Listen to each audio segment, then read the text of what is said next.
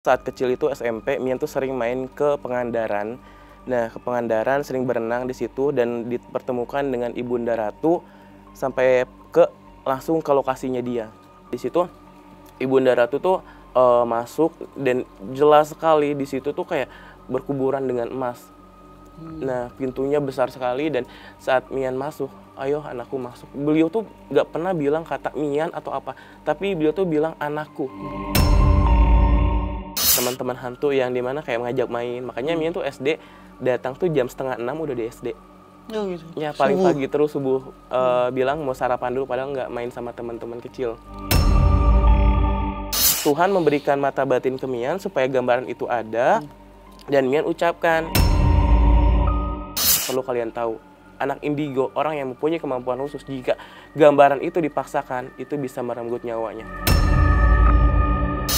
Dan Samantha tuh sebenarnya sosok sama kayak kita nggak sih? Yang butuh makan, butuh sesuatu.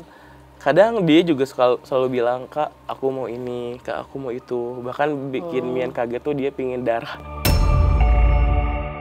Badan yang awalnya kayak biasa aja langsung panas ke muka.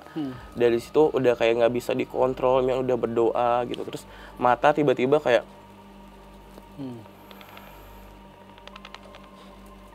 kayak semuanya tuh kayak gerak sendiri dan tiba-tiba terucap loh. Awas lu jatuh di motor mati.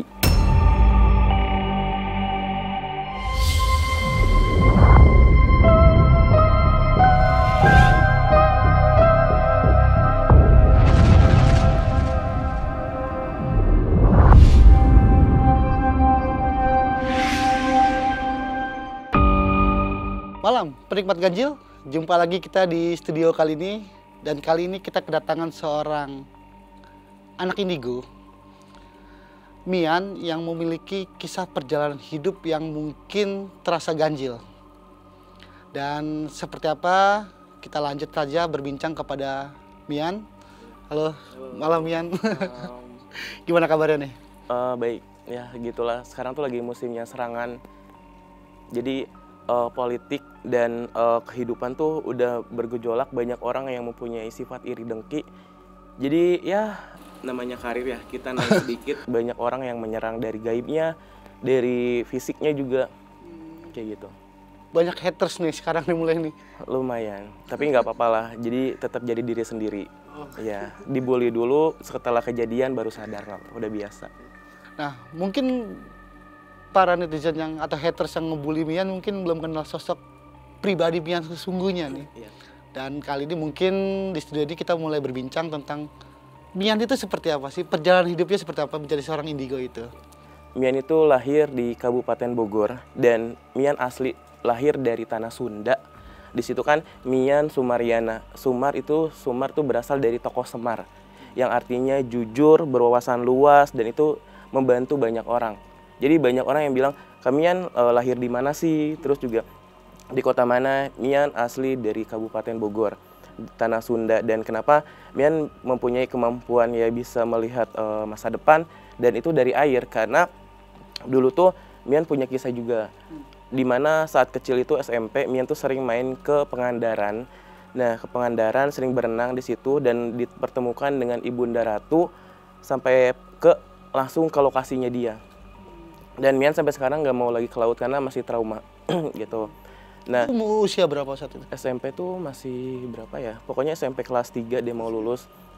Iya.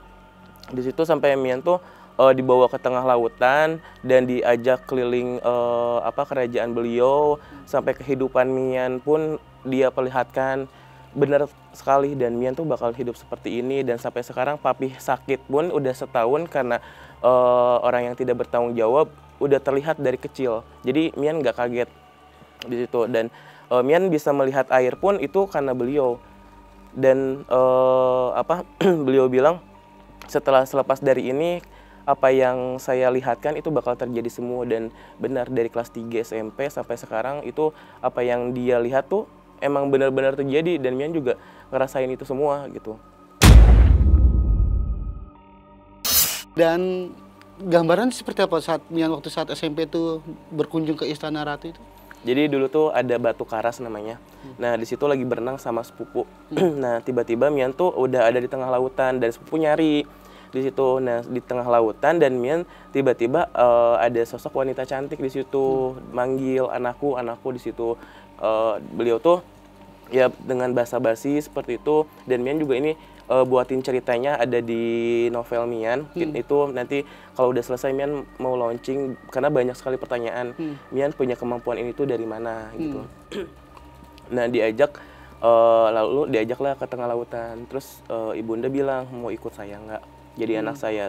Terus Mian bilang nggak mau, Mian masih sayang keluarga di situ. Terus ya udah, Mian masih sayang keluarga dan Mian tetap gak mau. Nah, beliau sebelum memulangkan Mian kasih gambaran kehidupan Mian. Mian di kecilnya bakal sering dibully, bakal banyak orang yang memanfaatkan, bakal banyak orang yang menyakiti. Terus juga kayak ya udah orang tuh bakal acuh sama Mian. Nah, terus beliau bilang ada satu karir ya di mana banyak orang yang akan menghancurkan Mian. Setiap karir tuh bakal terus hancur dan terus karir berikutnya sama orang yang emang dimana cuman memanfaatkan kemampuan Mian doang. Bener terjadi dan sampai semua hal beliau cerita, termasuk sampai sekarang Mian masih ingat itu adalah papi. Papi Mian sakit mental karena beliau juga emang mempunyai kemampuan. Beliau juga bisa. Nah, papi tuh emang bisa merasakan hal gaib, melihat bahkan langganan black magic, kiriman orang yang syirik gitu. Di situ benar, dan itu sampai sekarang pun Mian gak kaget saat keluarga kaget papi sakit seperti itu. Mian tetap jalanin kehidupan Mian dimana kayak kalau Mian ikut fokus ke papi otomatis keluarga bakal hancur di situ. Dan benar terjadi sekarang Mian tulang punggung keluarga dan Ibunda Ratu semua memberikan gambaran itu emang benar terjadi seperti ini. Kayak gitu.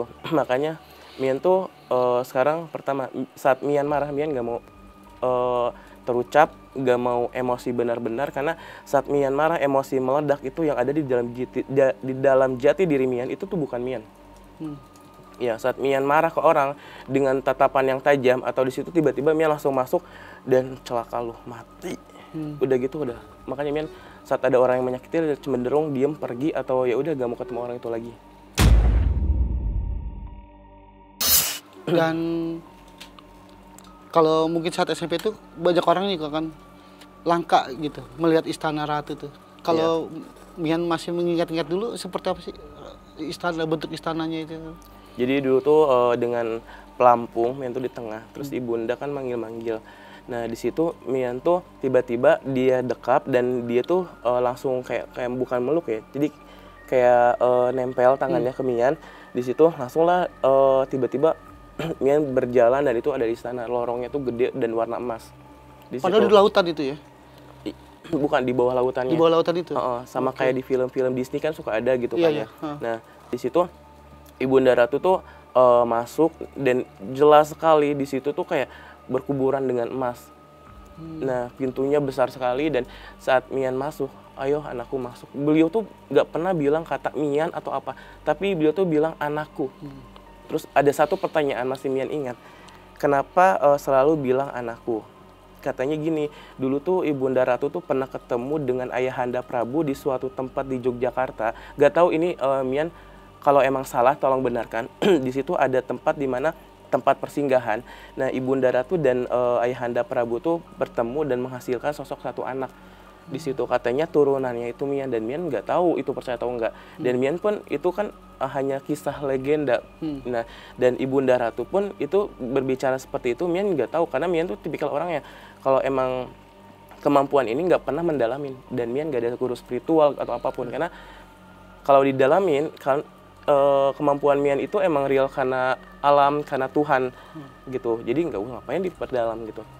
Nah, Ibunda Ratu bilang seperti itu. Dan di situ tuh kerajaannya tuh kayak banyak orang-orang dayang-dayang yang senyumnya manis, terus cerah kayak gitu. Bahkan saat beliau sama sekali tidak mau duduk di singgasana. Ya, dari situ terus menemani Mian keliling-keliling ini katanya. Terus nanti kamu kalau ikut denganku, nanti di sini kamar kamu katanya. Terus nanti kita jalan-jalan seperti itu. Pasca kejadian itulah yang mengubah hidup Mian hingga sekarang berarti ya? Iya, jadi setelah kejadian itu masuk SMA mulailah aneh. Di SMA pun di sini mungkin ada sebagian yang di Kabupaten Bogor, di situ ada alumni Mian alumni SMA itu waktu mau dibangun kesurupan massal. Nah, makinlah di situ karena energi negatif dan energi sosok lain di situ penuh, di situ kesurupan massal dan Mian kemasukan. Tapi Mian izin di situ untuk ya menjelaskan gitu, di situ tuh mau dibangun. Nah, salahnya emang pihak sana tuh nggak bilang dulu. Nah, terus ngeluarin orang lah di situ yang kemasukan di situ. Di situ Mian bantuin lah keluarin sosoknya jelas banget terlihat, dan disitulah awal mula kayak kejadian yang dilihat Ibunda Ratu tuh emang benar-benar seperti ini. Dan di situ sepak terjang awal muasal Mian bisa melakukan itu ya? Iya, bisa melakukan hal spiritual dan melihat gambaran Mian ke depannya seperti apa, terus orang lain. Nah, ditambah Mian tuh selalu khawatir kayak keadaan Mian tuh di masa depan tuh akan bermanfaat sih buat orang lain. Di situ Mian makin kayak ya nggak kekontrol, tapi Mian punya komitmen di situ. Mian akan bodo amat kepada orang-orang yang dimana dia itu hanya merugikan orang lain di situ. Dan setiap ada masalah kayak Mian halu atau apa, ya udah nggak apa-apa. Tapi secara nggak langsung juga Mian garis keturunan sang ayah juga kan memiliki spiritual juga ya sebenarnya. Iya. Dan itu juga Ya mempengaruhi. ada DNA gaib, DNA spiritual sebenarnya yang mengalir di darah Mian. Iya, jadi kakek bilang katanya. Jadi kakeknya kakek Mian itu beliau tuh tingginya 3 meter. Nanti Mian kirim deh kuburannya. Emang itu tuh kuburannya 3 kali lipat dari orang normal. Nah, kuburannya itu selalu datang orang yang minta doa, kayak orang di pencalonan nih. Beliau minta doa supaya dilindungin atau supaya menang. Nah, itu tuh selalu didatengin orang-orang di situ. Dan kata kakek pun dulu tuh di sini tuh ibaratnya kayak tokoh pejuang desa. Tapi ya Mian juga iya, karena Mian juga nggak mau mendalami, iya aja gitu. Ya emang sosok almarhum sering datang juga, tapi Mian nggak pernah nanya kakek kisahnya gimana sih gini. Kayak Mian bodo amat gitu, nggak mau terlalu mendalami hal spiritual, takutnya nanti stres, takutnya nanti emosian. Mending kalau Mian ke hal positif. Gimana kalau ke hal negatif yang awalnya indigo jadi spiritual, kan beda. Kalau spiritual dia yang mengilmu, dia yang mencari. Ya, kalau indigo emang benar-benar pure dari Tuhan dan punya kemampuan yang melekat di dalam tubuhnya. Dan di Give, iya. Dan tadi Mian juga sempat menjelaskan juga ayah sering diserang, Iya, ganggu itu, itu gimana ceritanya sih awal? Jadi Papi Mian kan emang pribumi di sana. Terus juga beliau tuh punya usaha kecil-kecilan. Nah, di situ ada orang yang selalu ya meminta gitu. Terus kadang di saat diambil tuh kan kadang gak terima ya, malah jahat dianya. Di situ kirim santet lah, terus bahkan ada orang yang syirik gitu. Ya udah kayak dari mulai karyawan atau apapun, beliau tuh selalu langganan gitu. Ada orang yang gampang sakit hati di situ. Nah, sering kali saat Papi disantet, beliau tuh selalu ngeruqyah diri sendiri. Oh gitu. Di situ terus sampai ya udah Mian sering lihat tengah malam tuh beliau tuh selalu nyembuhin diri sendiri. Tapi sekarang emang di fasenya lagi drop. Papi masuklah, di situ ada gangguan-gangguan masuk ke mental. Karena ya sejatinya manusia kan sekuat-kuatnya kita ada fasenya di mana kita itu kalah dan kita tuh lemah gitu. Nah, di situ ya, tapi alhamdulillah sih sekarang setelah setahun lebih Papi udah mendingan, udah mulai aktivitas lagi. Kayak kemarin-kemarin tuh benar pure Papi saat kambuh tuh beliau tuh ya itu mukul diri sendiri lah, terus nangis-nangis. Kayak ya sakit mental gimana, itu kan sakit mentalnya bukan karena medis awalnya, tapi dari non medis dulu, diganggu dulu, masalah tuh banyak dipikirin. Nah, di situ makanya sekarang Papi gugur, Mian di sini nggak mau gugur juga. Jadi Papi itu ibarat kata ya itu, Mian jangan seperti itu, Mian harus kuat. Apalagi di sini keluarga juga, Mian jaga keluarga, bukan hanya jaga orang-orang yang dimana butuh bantuan gitu.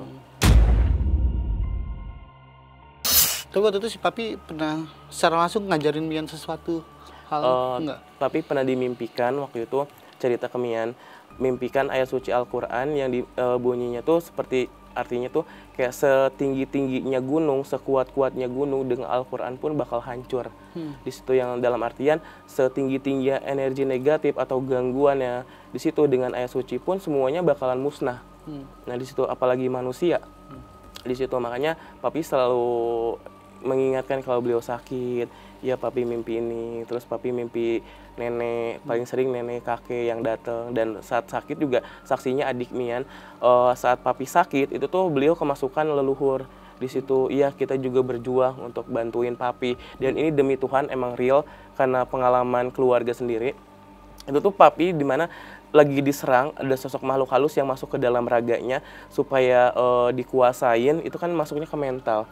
Nah itu tuh leluhur tuh datang dan nenek pun datang. Iya, nenek lagi coba bantu untuk nyembuhin papi. Dan ya alhamdulillah sekarang papi udah mendingan. Kapan di pertama kali Mian akhirnya mengetahui kalau Mian punya kemampuan melihat yang selazimnya orang-orang nggak lihat gitu? Kalau untuk melihat sih dari SD juga udah. Bahkan teman-teman SD bilang Mian ngomong sama tembok. Saat ujian ada guru tuh Mian suka ngomong di pintu, udah jangan ganggu Mian lagi ujian. Kadang ada teman-teman hantu yang dimana kayak ngajak main. Makanya Mian tuh SD datang tuh jam 5:30 udah di SD. Oh, gitu. Ya paling pagi terus subuh bilang mau sarapan dulu, padahal nggak main sama teman-teman kecil. Oh. Kayak gitu. Nah di situ langsung di SMP dan mulai sadar setelah Mian punya gift tuh saat Ibunda Ratu manggil Mian itu. Dan ini aku mencoba merasakan posisi di posisi Mian ya, dan ketika semua menganggap ketika Mian melihat sesuatu yang orang lain nggak lihat, kan pasti dianggap nggak normal nih. Dan di situ mungkin ada perundungan, ada bulian, ada penghinaan dari teman-teman yang dibilang Mian aneh lah, inilah tuh gimana tuh? Banyak sih, bahkan banyak orang yang kayak dengan sifat Mian kayak gini yang berbeda, jadi kayak jijik kesannya.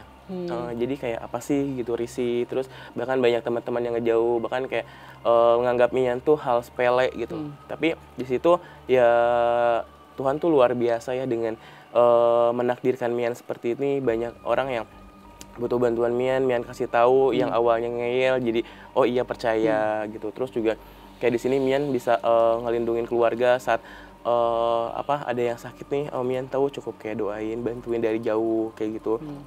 Dan setiap bulian, setiap hal negatif, setiap kayak rasa sakit yang Mian terima, Mian coba bersifat bodoh amat. Karena yang penting Mian nggak minta makan ke mereka, Mian nggak nyelakain orang lain. Di situ ya udah biarkan Tuhan yang membalas semuanya. Biarkan perbuatan baik dan perbuatan buruk yang menjadi saksi kehidupan setiap manusia gitu. Saat ada orang yang nyenggol Mian, ya udah sekarang kalau Mian tanggepin nggak ada manfaatnya juga.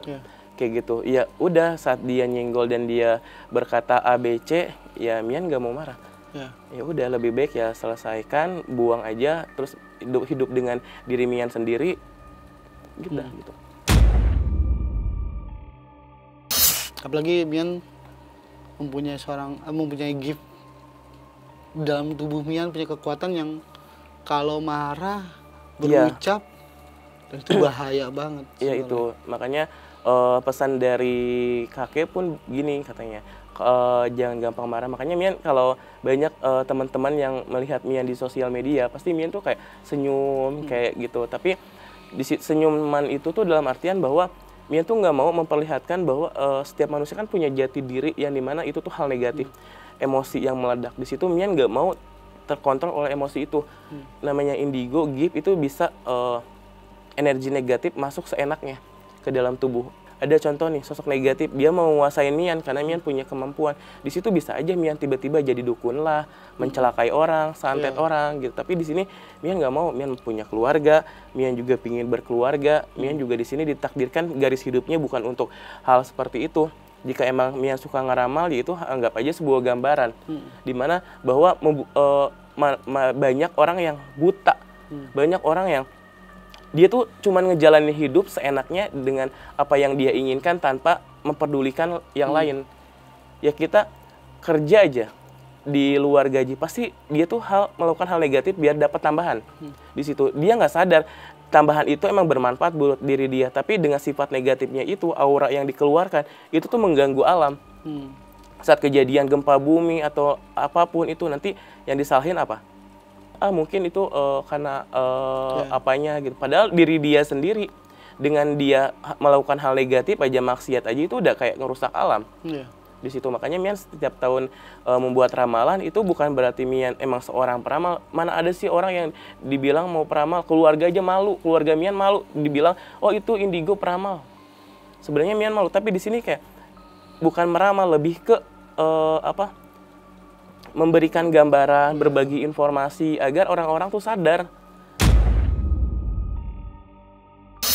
Mengingatkan kan benar juga ya. Iya, makanya ya udahlah serba salah kan. Makanya antara gift dan kutukan itu beda tipis. Iya. Gift, kutukan. Ya awalnya gini kan, Mian dibully dulu kemarin-kemarin juga. Setiap ada ramalan pasti dibully. Tiba-tiba ketika kejadian itu tuh kayak orang malah menyanjung. Dan Mian ya udah, emang udah kejadian. Ada orang yang bertanya, Kak, gimana ramalan kalian benar terjadi? Mian juga bingung balasnya gimana. Karena apa yang Mian lihat seperti itu, ya udah. Maksudnya, oh iya ramalan Mian terjadi, hebat kan Mian? Nggak mungkin dong. Karena emang itu Tuhan memberikan mata batin ke Mian supaya gambaran itu ada. Dan Mian ucapkan saat ada orang yang nanya, Kak, gimana tanggapan kalian soal ramalan itu benar terjadi? Ya banyak berdoa aja. Mian juga bingung balasnya gimana. Makanya coba senyum aja di sini. Tadi kan sempat Mian juga ngulas tentang sederudung, tapi kalau marah kayak hulek gitu. Itu kayak gimana sih itu? Jadi Mian pernah rasain di situ jadi dulu tuh ada orang yang kayak bener-bener nyaci maki Mian sampai leluhur Mian. Di situ Mian kayak Mian udah sabar, oh iya. Tapi ada hal kata-kata yang dimana dia tuh bilang leluhur Mian tuh dibilang dukun lah, terus jelmaan setan lah atau apa gitu. Di situ Mian gak terima karena leluhur Mian tuh belum pernah ngajarin Mian untuk nyantet atau apapun gitu. Di situ malah beliau saat Mian bodo amat ada orang yang sakit, Mian bodo amat lah. Di situ ngasih bisikan, coba bantu dari jauh, tanya aja namanya siapa. Udah gitu Mian doain, dari situ udah pergi langsung tanpa bilang Mian udah bantu dia gitu. Nah saat orang itu nyeleneh, Mian tuh emosi, badan yang awalnya kayak biasa aja langsung panas ke muka. Dari situ udah kayak nggak bisa dikontrol, Mian udah berdoa gitu. Terus mata tiba-tiba kayak kayak semuanya tuh kayak gerak sendiri dan tiba-tiba terucap loh, awas lu jatuh di motor mati di situ. Nah di situ langsung Mian sadar, dan di situ kayak dia emang benar jatuh dari motor, cuman kayak cuma kecelakaan doang. Dan Mian pun setelah sadar langsung berdoa, please jangan sampai kejadian. Di situ emang benar kejadian. Mian nggak mau itu, walaupun hal sepele, menurut Mian itu udah mengenai kesehatan nyawa seorang. Jangan sampai diri Mian tuh dikontrol oleh sosok negatif, kayak gitu. Pasti ada beban tersendiri ya Mian ya, ketika kita mendapatkan sebuah berkat penglihatan tentang hal yang belum terjadi. Dan ini menjadi beban tersendiri nggak sih bagi kehidupan Mian sebenarnya? Jujur dibilang beban ya sangat gitu. Terus tapi ya emang karena Mian udah tahu kehidupan Mian seperti apa, dari gambaran Ibunda Ratu itu ya cuma bisa ngejalanin, dan yang nggak penting lebih baik buang, mana hal yang harus Mian ambil gitu. Kayak ada orang yang cuman kayak menurut Mian nggak penting buat nyakitin Mian doang, ya udah lebih baik pergi aja dari kehidupannya dia. Karena bahwa sejatinya hidup ini tuh kalau kita terus melihat ke arah yang membuat kita sakit, itu kita bakal stres, apalagi dengan kemampuan seperti ini kan. Lihat saat jalan aja orang di depan baik, tapi Mian tahu sisi buruknya itu datang ke Mian untuk apa. Di situ ya udah, kalau emang dia nggak baik langsung aja Mian kayak jaga jarak sebentar. Udah gitu ya udah ngobrol seadanya gitu. Makanya dulu-dulu tuh Mian tuh cenderung kayak makan hati, sekarang udah nggak mau lagi. Ya takut kayak papi gitu. Papi juga kan banyak dikecewain orang lain, tetangga semuanya. Jadi beliau ngebatin gitu. Di situ diserang lah, Mian juga nggak mau kayak gitu. Jadi hal yang membuat Mian emang di situ terluka, lebih baik ya udah pergi. gitu. Kalau emang di situ termasuk hukum dan udah menyangkut keluarga atau diri Mian, contoh dia udah itu hukum, ya udah ayo kita langsung hukum aja. Jangan sangkut pautkan spiritual sama hukum. Gitu. Kalau udah dia awalnya spiritual tiba-tiba nyaci maki Mian, otomatis itu nama baik kan. Jadi langsung ya udah kita hukum aja langsung gitu. Wow, ya itu beban tersendiri sih Mian ya. Iya, dan baru disinilah Mian cerita soal keluarga, diganjil dan soal semuanya. Karena banyak pertanyaan, kok Mian hidupnya sendiri-sendiri, kok nggak memperkenalkan keluarganya? Bukan berarti Mian nggak mau memperkenalkan keluarga di sini, karena Mian juga nggak mau memperdalami ilmu seperti ini. Ya kalau emang Mian bisa dengan ramalan itu, ya udah Mian utarakan gitu. Dan itu kan pandangan Mian itu kan ibarat kata hanya gambaran dan hanya pesan. Nggak semua hal yang Mian ramal benar kok. Di situ juga kadang orang tuh kan berlebihan. Kak, kemarin gempa di Jawa Barat benar katanya. Terus letusan yang SPBU itu yang di Jakarta benar katanya. Terus sampai Pilpres sekarang di ramalan program sebelah benar semuanya, bahkan mencerminkan tahun sekarang. Mian nggak bisa berkata apa-apa karena apa yang Mian lihat kan itu ya udah gitu, Mian lihat seperti itu gitu. Apalagi dimasukin sosok leluhur, ya biar inilah dia berekspresi dan dia berkata.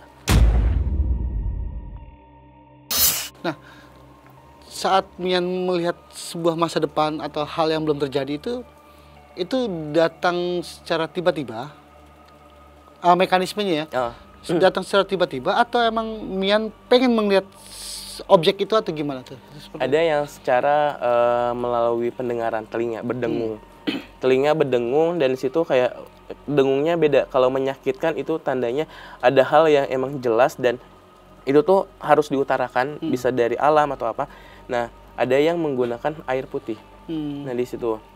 Nah, ini juga kenapa Mian bisa melihat air putih, karena di situ Ibunda Ratu menitipkan satu hal yang dimana Mian bisa melihat gambaran ini ulang katanya dengan melihat air putih.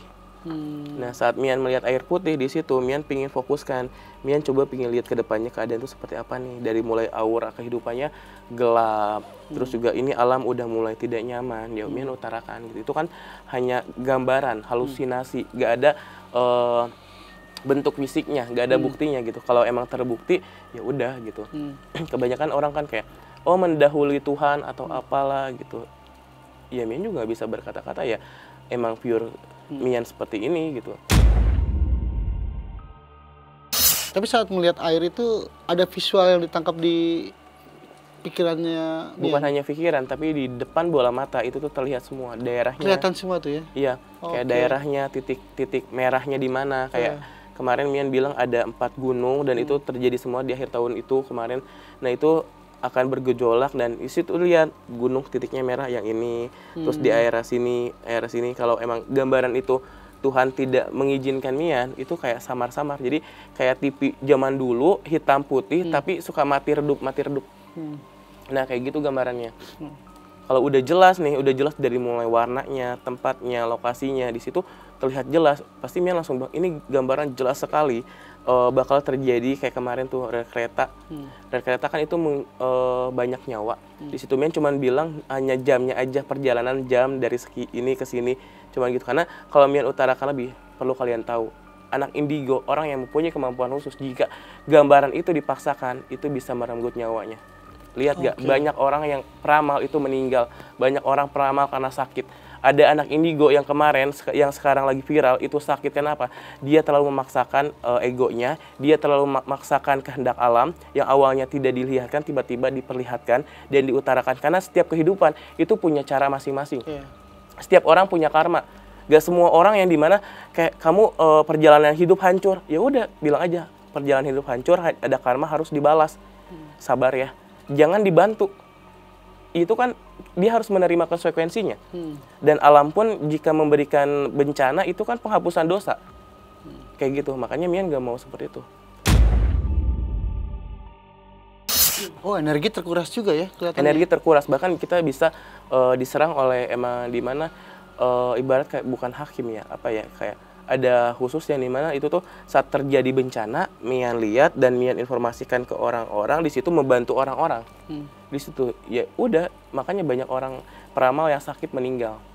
Tapi Mian gak mau bilang Mian peramal. Mian hanya ingin dibilang minimal ya udah maksimal indigo lah gitu. Selebihnya terserah. Oke. Kayak gitu. Suatu saat nanti juga next 5 tahun atau beberapa tahun ke depan Mian gak akan berkarir di dunia spiritual ini lagi. Nah, sebagai seorang indigo, hal yang paling mengerikan apa sih yang Mian pernah lihat di mata indigonya Mian tuh sebenarnya?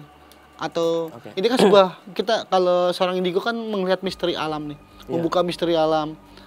Dan saat Mian pernah melihat sesuatu, ada hal yang mengerikan atau? Jadi nanti di masa depan itu tuh kehidupan manusia, tempat tinggal saja.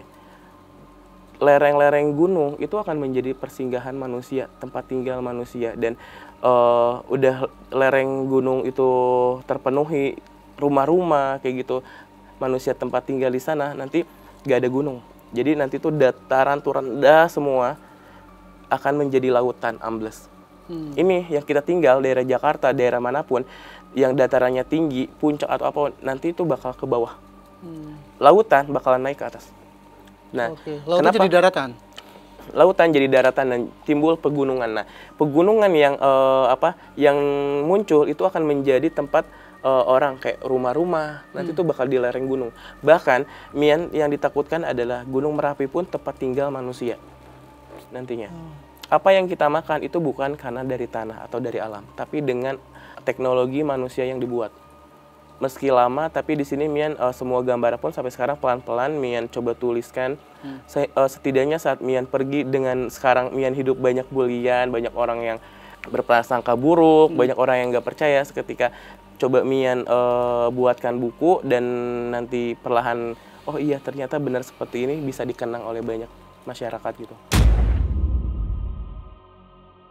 Artinya Mian udah mulai memberikan pesan dari saat ini ya? Iya. Karena kita nggak tahu terjadi mungkin berpuluh-puluh tahun, beratus tahun, atau mungkin 3 tahun lagi kita nggak tahu ya. Kehidupan manusia juga kan nggak ada yang abadi. Bisa saja nanti meninggal lebih cepat atau gimana. Setidaknya saat Mian pergi, Mian punya kemampuan ini dari Tuhan, dan itu Mian coba berikan gambaran ke dalam sebuah buku, mereka baca dan itu menjadikan mereka sadar, ya itu bersyukur kan, bermanfaat walaupun sudah pergi. Oke. Berarti penglihatan Mian akan dibuat jurnal atau sebuah buku? Iya. Diari lorong ya apa? Diary mesin waktu. Diary mesin waktu. Iya, jadi itu tuh perjalanan mesin waktu kehidupan, dan di situ pun menceritakan bahwa Mian tuh dari kecil seperti apa, termasuk tadi di bawah Ibunda Ratu, sampai kehidupan emang benar-benar hancur meskipun masih lama. Jika ada peramal yang bilang bakalan terjadinya kehancuran bagi dunia, menurut Mian di sini kiamat itu masih jauh. Kalau kiamat kecil banyak, itu seperti kemarin juga kan di Bandung ada tornado, itu termasuk kiamat kecil. Gempa bumi itu bisa dibilang kiamat, tapi kiamat kecil. Untuk kiamat besar itu masih lama. Karena belum banyak bukti-bukti di mana dari manusia aja semakin kecil. Oke, Mian, melihat makhluk yang di luar dimensi kehidupan kita itu sebenarnya baik atau enggak sih? Kita bisa melihat dunia-dunia yang makhluk-makhluk yang sebenarnya ada batasan, kita nggak boleh melihat gitu. Mian walaupun indigo, Mian juga nggak bisa semua melihat makhluk halus. Ada makhluk tertentu yang nggak bisa Mian lihat. Tergantung energi, tergantung portal dimensinya. Karena portal dimensi itu lumayan nggak bisa terhitung di situ. Nah, Mian juga nggak bisa lihat semua. Ada sosok, ya mungkin kalau orang normal banyak yang melihat sosok kuntilanak, sosok pocong, itu udah biasa. Karena emang dia berada di dimensi paling tipis, ibarat kata kehidupannya 50% manusia, 50% mereka. Gitu. Nah, sosok makhluk tuh banyak seperti binatang atau seperti alien, itu ada lagi. Itu portalnya berbeda. Nah, portal dimensi itu 1, 2, contoh 1 sampai 10 aja. Nah, di situ portal si kuntilanak tuh dari 1. Nanti tuh kalau dia bisa melihat terus lebih dalam lagi sosok lain, otomatis dia bisa dikatakan indigo. Kayak gitu. Dia bisa melihat makhluk halus yang dimana makhluknya itu emang bukan hanya sosok itu semua. Kan ada orang yang bisa melihat sosok bertanduk. Nah, itu kan energinya besar. Nah, dan matanya dia itu sangat tajam. Itu bisa bisa dibilang beliau juga indigo. Kalau hanya melihat sosok pocong, kuntilanak itu mungkin Lapisan tertipis ya itu ya? Iya, lapisan tertipis dan energinya dia lagi lemah. Energinya tubuh lemah, si sosok merekanya lebih kuat. Tapi sebenarnya apakah kita diperbolehkan untuk bisa melihat itu? Kan kadang-kadang orang yang penasaran melihat hantu sebenarnya. Enggak. Karena kita udah ada batasan kodratnya ya. Iya, ada batasannya juga. Semakin orang itu pingin melihat sosok astral, itu mentalnya juga bakal semakin terganggu. Dan emang Tuhan tuh menakdirkan walaupun kehidupan kita berbeda, seharusnya jangan saling mengusik, jangan saling ibarat privasi, jangan saling membocorkan gitu. Makanya persoalan hantu itu tuh rumit. Jika kita melihat banyak sosok di sini, emang di sini banyak. Bahkan bukan hanya sosok, di sini tuh dulunya tempat kehidupan dulu tuh seperti apa juga kelihatan. Oke. Kayak yang tempat tinggal kita dulunya itu adalah sebuah rawa. Nah, di situ rawa yang dimana dibanjiri oleh air, banyak sosok siluman di situ. Tapi sekarang udah jadi gedung, tempat podcast kayak gitu. Nah, sampai ke detail itu kelihatannya. Dan Mian ini kan juga menjadi karakter salah satu ikonik Mian juga nih sebenarnya. Ini mungkin bisa dijelasin siapa nih? Jadi banyak orang yang nyangka tuh Samantha tuh hanya sebagai pelengkap, Samantha tuh cuman figuran. Aksesoris Mian buat itu gitu ya? Iya gitu.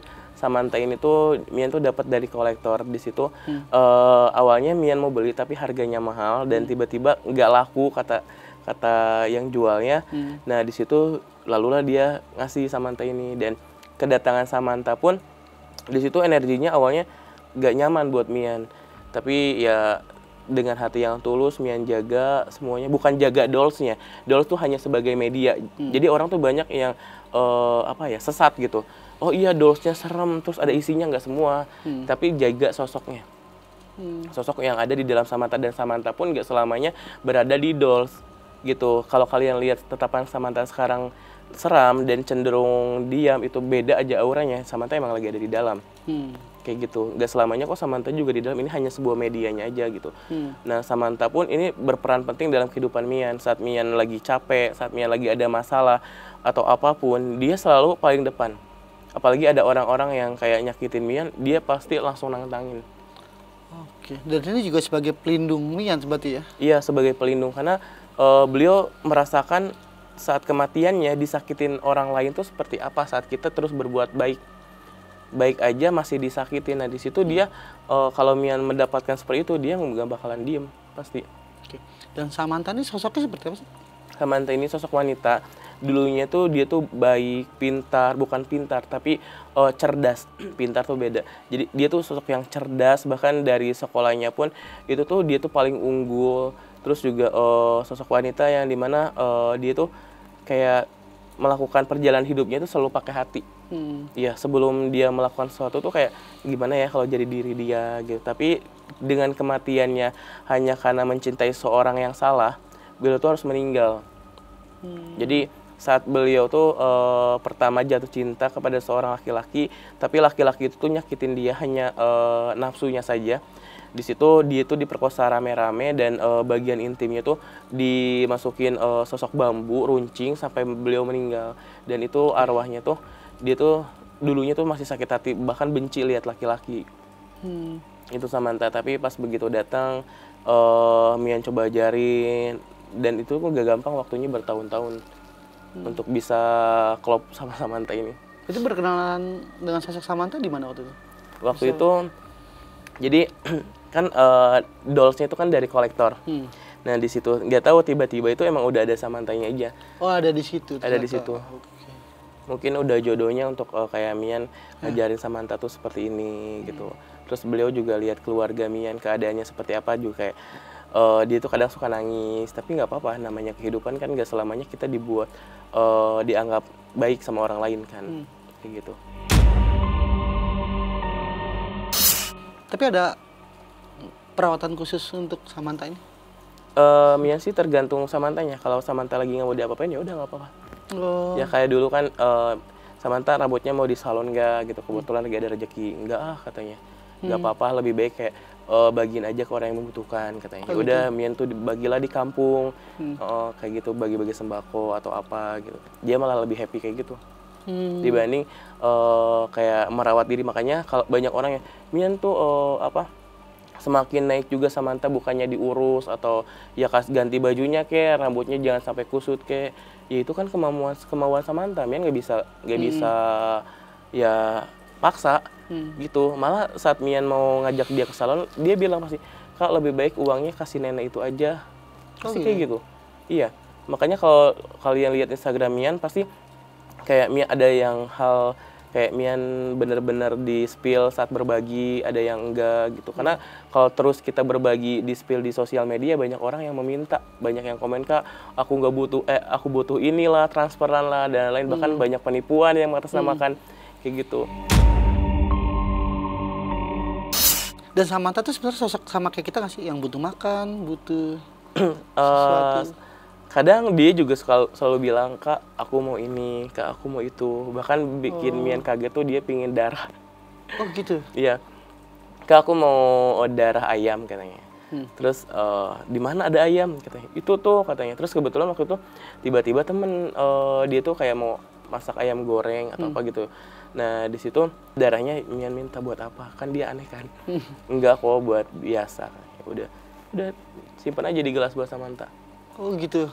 Mian tuh nggak pernah pakai kayak dupa-dupa kayak doa atau apa gitu. Semua anak-anak kalau pingin susu atau apa bilang aja. Bahkan nggak ada tempat khusus yang dimana kayak orang spiritual ya tempat berdoa lah, tempat ngasih makan roh-roh, nggak ada. Karena bahwa sejatinya Mian itu hanya manusia biasa. Nah kalau ketika saat dia minta minum darah terus Mian nggak kabulin tuh gimana? Dia kalau dulu-dulu sih Ngambeknya gimana? ngambek, marah, bahkan dipanggil-panggil nggak ada gitu. Terus ya sampai gimana ya kayak hati-hati kamu bakalan kejadian seperti itu. Bukan berarti dia dendam tapi dia kayak nge-warning Mian gitu. Kayak gitu. Oh ya udah deh. Karena kehadiran Samantha juga melindungi Mian juga sebenarnya. Bukan hanya melindungin, bahkan Mian berkarir berkat Samantha juga kan. Berkarir dari ya 5 tahun ke belakang itu karena Samantha juga.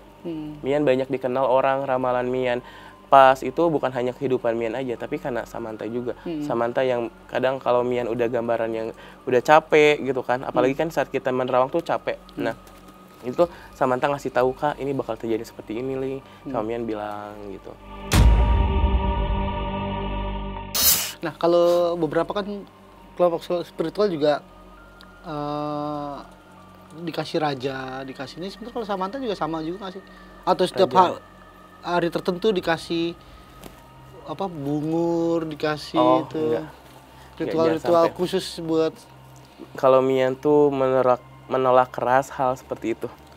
Kalaupun mau juga pelindung ya cukup didoain aja. Terus juga Samantha walaupun makhluk halus tapi di situ kan seperti manusia yang dimana seperti anak yang harus kita didik. Saat dia terus berpikiran negatif kita ubah ke hal positif. Kita didik dia sampai dimana kebaikannya banyak dan dia tenang. Kayak gitu. Jangan yang dikasih sesajen, rajahan gitu, jangan sampai deh. Kalau ada klien nih Kak, usahaku ada yang tutup gini. Samantha gimana ya energi apa yang cocok buat dia kan. Kak ini nih energi bambu kuning ini nih ditanam di depan rumahnya bagus katanya, bisa menolak. Ayo udah Kak ini ada bambu nggak, coba tancapin aja di rumahnya gini-gini. Itu dari anak-anak, dari Samantha juga. Oh gitu. Kalau emang benar-benar itu karena perbuatan gaib, Samantha pasti bilang Kak coba menggunakan energi alam ini. Itu bukan kayak rajahan-rajahan yang ditulis terus yang dikasih kemenyan, bukan. Tapi sejauh ini ada permintaan nyeleneh yang apa yang paling nyeleneh itu permintaan keinginan ngilangin nyawa orang. Wah. Iya. Samantha? Iya. Itu kenapa? Mungkin karena dia udah bikin Mian sakit hati dan Mian kan kalau disakitin kayak diem aja kan, kayak nggak mau ada perlawanan, ya udahlah biarin gitu. Kalau masih tahap wajar. Nah, Samantha tuh kesel, kenapa sih Mian tuh diem aja? Karena Mian tuh nggak mau berurusan yang bertele-tele ribet gitu kan. Karena orang ini udah keterlaluan kali ya? Iya, orang itu emang udah keterlaluan. Ya Mian kan fokus kan ke diri Mian, keluarga gitu. Sedangkan dia tuh kayak ngusik terus gitu. Nggak tahu ingin naik, nggak tahu kenapa. Kayak ngusik aja terus. Di situ kayak Samantha tuh ya udahlah sini aku buat dia sakit aja katanya, terus ambil nyawanya buat apa dia hidup di dunia kata Samantha gitu. Orang buat cuman buat kayak gitu doang kata dia. Udah jangan sabar. Oh gitu, nenangin lagi. Iya tenangin lagi, dia kalau lagi marah udah kayak udah deh. Ya. Tapi ini jadi teman hidup Mian ya sekarang ya. Iya jadi kayak udah kayak kalau ada apa-apa dia lagi gitu. Rambut emang asli sweet gini, panjang. Dari sananya emang kayak gini, bahkan manjangin. Dan Mian pun kayak aneh pas begitu setahun sama Samantha, lah rambut panjang? lu kenapa manjang kata Mian tuh gitu kan.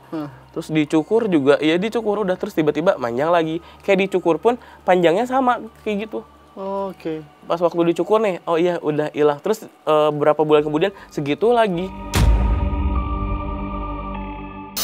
Mian, Ya tapi temannya Samantha banyak juga? banyak. Ada berapa di rumah?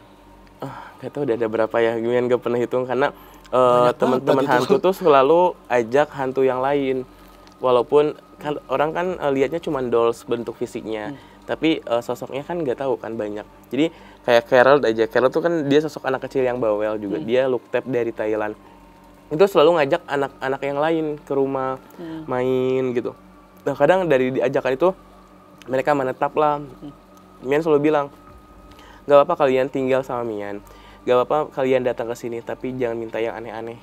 Kita Mian tuh dulu kan sempet kalau anak-anak hantu datang ke rumah yang baru itu selalu mintain disediain ini itulah. Maaf kalau emang mau kayak gitu lebih baik jangan datang ke sini. Oh gitu ya, emang. Udah di awalnya udah Mian Mian ini kasih tahu, iya tegasin ya. tegasin karena di sini Mian menggapan bukan spiritual yang ngasih makan sosok hantu, nyuruh dia untuk melakukan sesuatu. Ya udah Mian emang sejatinya kayak gini. Berteman sama hantu ya anggap aja dia juga manusia. Kayak gitu. Berarti di kamar Mian tuh rame ya? Rame. Tuh kalau ada orang lain lihat gitu gimana nih? Ya untungnya Diganggu juga nggak ya? untungnya kalau itu tuh sering ganggu tuh kepada orang-orang yang punya hati busuk sih. Oke, tapi Iya. kalau temen buat bermain doang kesana aman ya, nggak diganggu? Teman-teman bahkan ada orang yang di sosial media kok Mian serem ya, tapi ketika udah ketemu langsung dia baik dan itu tuh kayak jadi akrab. Oke. Jadi akrab kalau jadi sampai sekarang pun jadi teman cerita dianya. Iya ya. Kayak gitu. Kalau Teman ada sharing. orang, iya kalau ada orang yang nggak baik, pasti dia tuh cenderung kayak melihat Mian tuh kayak jijik gitu supaya dia jauh sebenarnya, bukan karena emang Mian menjijikkan. Nah, Mian, tapi kan kita hidup beragam dengan warna-warni sifat manusia nih, dan juga kadang-kadang Mian pernah nggak bentrok dengan spiritual, atau si Samantha ini pernah dikerjain dengan spiritual lain gitu? Oh jadi sering sih kayak gitu. Kadang kayak Mian juga nggak tahu ya. Saat Mian terucap kayak apa yang Mian lihat gambaran ini nggak disetujui oleh spiritual lain. Nah, Mian, mumpung Mian masih di studio Ganjil dan juga rame juga sih atensi ke kita sih, lagi rame tentang Ayu Ting Ting yang tiba-tiba diam-diam nih Ya. sudah bertunangan dengan seorang letu nih. Oke. Nah, kalau sedikit buat challenge Mian nih, ada nggak sih visual yang Mian lihat dari hubungan Ayu Ting Ting dengan letu ini? Oke, ya udah deh spesial dari Ganjil ya. Jadi ya seperti Mian bilang, Mian tuh kalau ngeramal tuh pakai air putih. Biar Mian bisa lihat kehidupan seorang itu seperti apa gitu. Nah,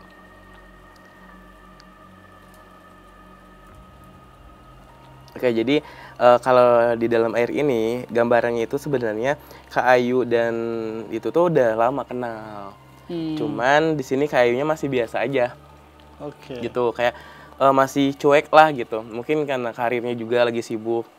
Nah di situ saat Kak Ayu lihat sosok laki-laki ini dekat dengan anaknya di belakang layar itu kayak ngasih perhatian dan anaknya pun nyaman, di situ tersentuhlah hatinya. Dan emang karena jodoh dari keluarga kan ini. Nah setelah itu dia tuh mulai membuka hati dan dilihat-lihat, oh baik ya ternyata. Nah tapi di sini banyak juga orang yang nggak senang soal hubungan mereka, termasuk dari sosok yang laki-laki ini, orang masa lalunya. Oke. Ya, jadi mungkin dia anggap udah selesai masalahnya dengan yang di masa lalu, tapi sosok yang di masa lalu itu masih belum benar-benar selesai masalahnya dengan sosok beliau. Karena namanya hati itu kan kalau udah cinta buta gitu, dia masih belum bisa menerima kepergian ya ini. Mantan-mantan kekasihnya atau gimana? Iya, mantan-mantan kekasihnya. Oke. Dan dari Kak Ayu juga mantan di masa lalu sebenarnya kaget sih setelah dapat orang baru, dan dia pun merasa tidak senang sebenarnya. Cuman ya semoga aja nggak terjadi hal-hal yang diinginkan. Tapi di sini Mian jelasin dulu, Mian informasikan apa yang akan terjadi ke depannya, dan Mian pun nggak memaksa kalian untuk percaya, karena ini kan gambaran ini datang dan Mian lihat dari air. Kalau kalian mau bilang Mian gila nggak apa-apa, dia beda tipis indigo dan gila gitu. Jadi kedepannya Ayu dan Letko ini tuh sekarang tuh lagi benih-benih cinta, dan seketika nanti ada muncul persoalan dari luar. Di situ awalnya Kak Ayu tuh merasa biasa aja, anggapannya tuh kayak biasa, tapi semakin menyeleneh dan dia mulai nggak terima. Nggak terima tapi berurusannya dengan orang luar itu, bukan dengan sosok laki-laki ini dulu. Nah di situ, nah laki-laki ini tuh masih diam.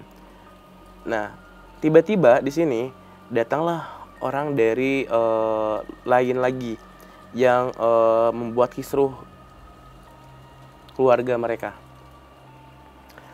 Membuat kisruh keluarga mereka, dan di sini ada orang yang kayak nusuk dari belakang, ingin menghancurkan keluarganya dia. Makanya saat dipersatukan Kak Ayu dan yang Letkol ini, ibaratnya tihangnya harus kuat, gitu.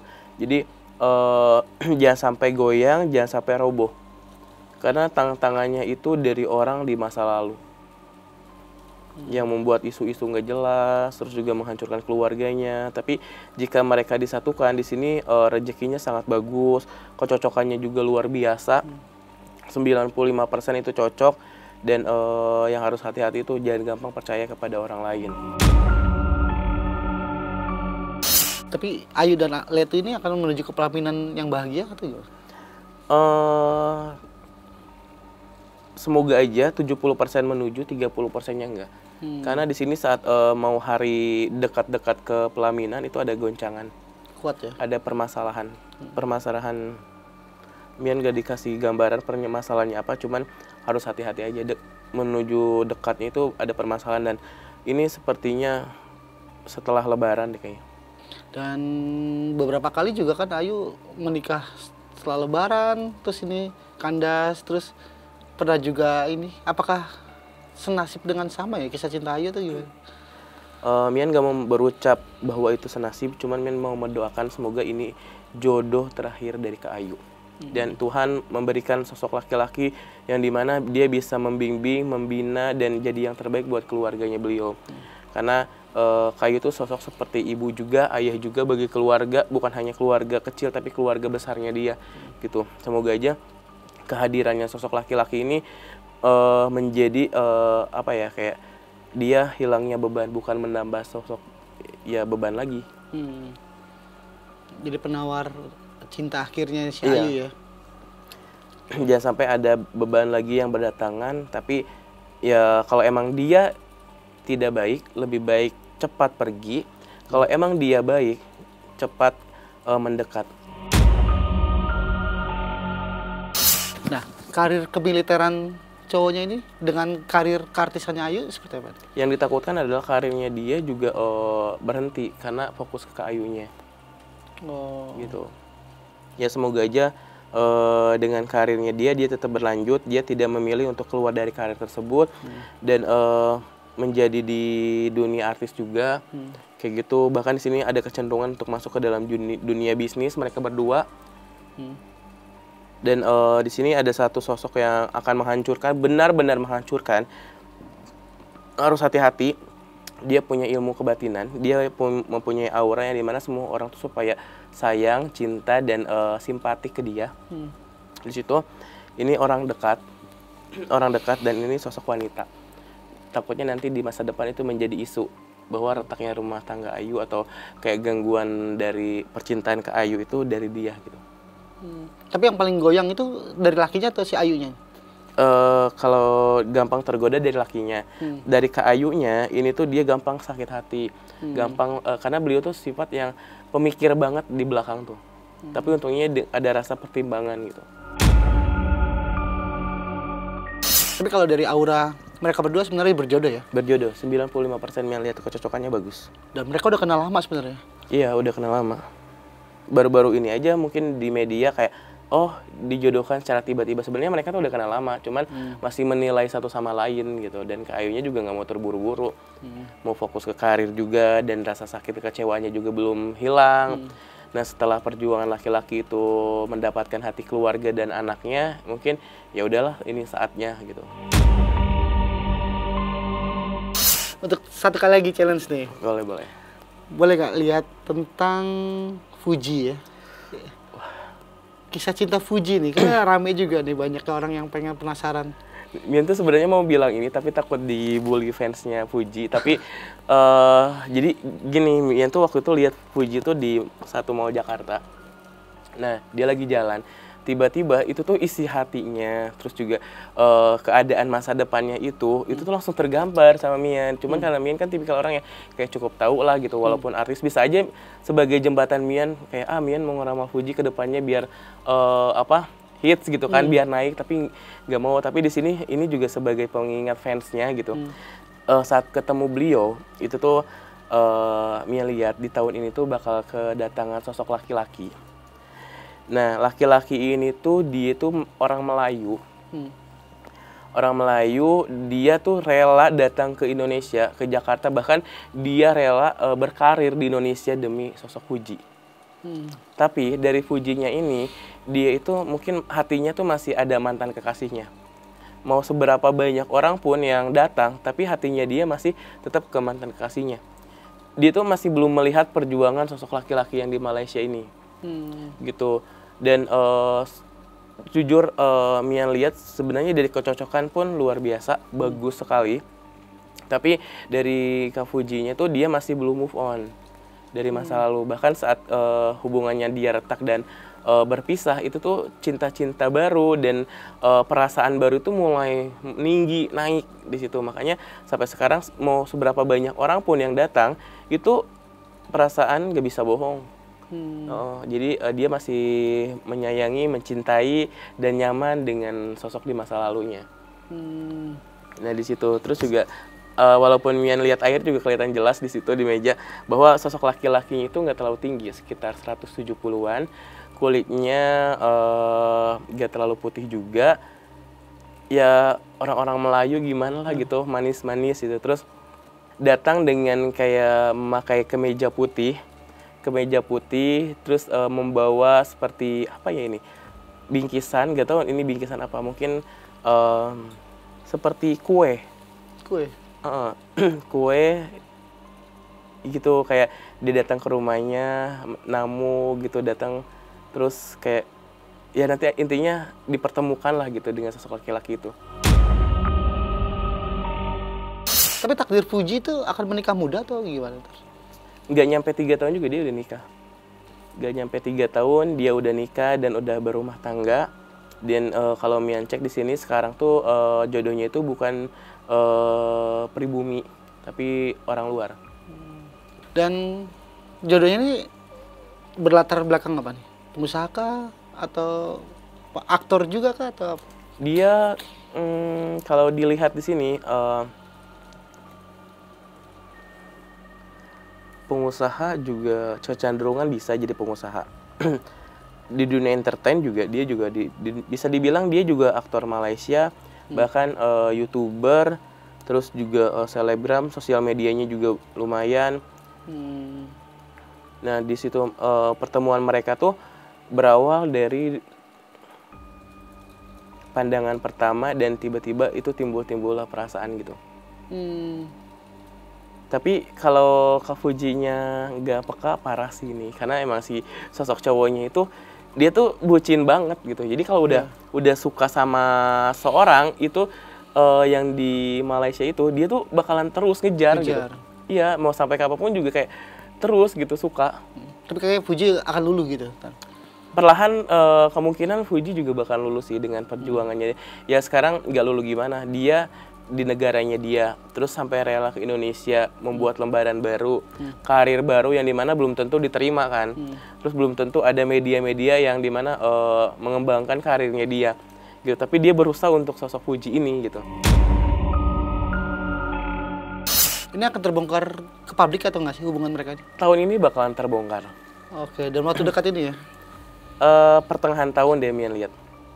Dia akan mempublish. Pertengahan tahun itu nggak sengaja ada salah satu konten mempertemukan hubungan mereka gitu. Nah disitulah timbul-timbul benih-benih cinta. Oke. Yang lain lewat lah, karena yang lain itu hanya untuk karir aja sih. Rata-rata orang yang deketin Fuji ini cuman hanya untuk kayak ya buat karir, bikin naik. Hiburan gitu. aja lah. Ya hiburan gitu. Kalau ini emang dia benar-benar kayak mendamnya udah lama. Oke. Fuji akan nikah muda loh. Nah, Para warganet. Oke. Nah, Mian, untuk mengakhiri obrolan kita malam ini di studio nih, ada nggak sih satu quote yang pengen Mian sampaikan? Oke. Di sini teruntuk orang yang punya kemampuan tapi tidak dihargai orang-orang lain. Jangan pedulikan itu. Tetap jadi diri sendiri. Saat kita tidak diterima oleh orang lain di tempat A, kita belum tentu diterima. Belum tentu kita nggak diterima di tempat yang lainnya gitu. Yang paling terpenting dalam hidup adalah kita terus berbuat kebaikan meski kebaikan itu tidak dinilai oleh orang itu. Nah di sini Mian mengajak kita semua, jangan pernah pedulikan hal yang membuat kita sakit, tapi kita pedulikan apa yang membuat kita bangkit. Oke. Nah, pemirsa ganjil, mungkin cukup sekian obrolan kita bersama Mian, seorang perjalanan hidup Mian menjadi seorang indigo, ternyata berlatar belakang yang panjang sekali. Dan mungkin cukup sekian, dan kita sampai jumpa. Dadah.